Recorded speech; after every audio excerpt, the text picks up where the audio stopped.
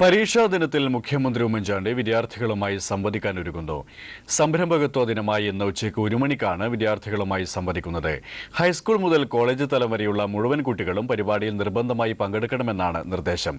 ഇതിൽ 8, 9, +2 ക്ലാസുകളിലെ വിദ്യാർത്ഥികൾ ഉച്ചയ്ക്ക് ശേഷം പരീക്ഷയുള്ളവരാണ് എന്നിരിക്കെയാണ് സർക്കാരിന്റെ ഈ പരിപാടി. എമർജിംഗ് കേരളയുടെ വാർഷിക ദിനമായ സെപ്റ്റംബർ 12 സംരംഭകത്വ ദിനമായി ആചരിക്കാൻ സർക്കാർ തീരുമാനിച്ചിരുന്നു.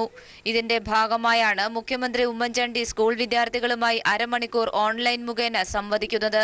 ഇന്നുച്ചയ്ക്ക് 1 മണി മുതൽ 1:30 വരെയാണ് പരിപാടി.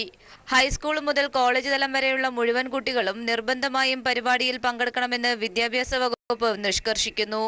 എന്നാൽ 8, 9 ക്ലാസുകൾക്കും +2 വിദ്യാർത്ഥികൾക്കും ഉച്ചയ്ക്ക് ശേഷം 2 മണിക്ക് പരീക്ഷയുണ്ട് എന്നിരിക്കെയാണ് പരീക്ഷയ്ക്ക് അല്പസമയം മുമ്പുള്ള മുഖ്യമന്ത്രിയുടെ വിദ്യാർത്ഥികളുമായുള്ള സംവദിക്കൽ പരിപാടി. പരീക്ഷാഘട്ടങ്ങളിൽ ഇത്തരത്തിലുള്ള സമീപനം മുഖ്യമന്ത്രി സ്വീകരിക്കുന്നത് അംഗീകരിക്കാൻ കഴിയില്ലെന്ന് SFI സംസ്ഥാന പ്രസിഡന്റ് ഷിജു ഖാൻ പ്രതികരിച്ചു. പരീക്ഷകൾക്ക് അതിൻ്റെതായ പ്രാധാന്യമുണ്ട്.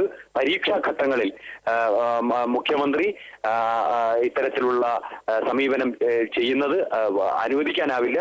അതിശക്തമായ പ്രതിഷേധം ഇതിന്റെ ഭാഗമായി SFI ഉയർത്തിക്കൊണ്ടുവരേണ്ടി വരും. വിദ്യാർത്ഥികളുടെയും യുവാക്കളുടെയും ബുദ്ധിയും പ്രവർത്തനശേഷിയും സംസ്ഥാനത്തിനകത്ത് തന്നെ പ്രയോജനപ്പെടുത്തി കേരളത്തിൽ തന്നെ മികച്ച തൊഴിലവസരങ്ങൾ സൃഷ്ടിക്കുന്നതിനാണ് ഇതിലൂടെ സർക്കാർ ലക്ഷ്യമിടുന്നതെന്നാണ് വാദം.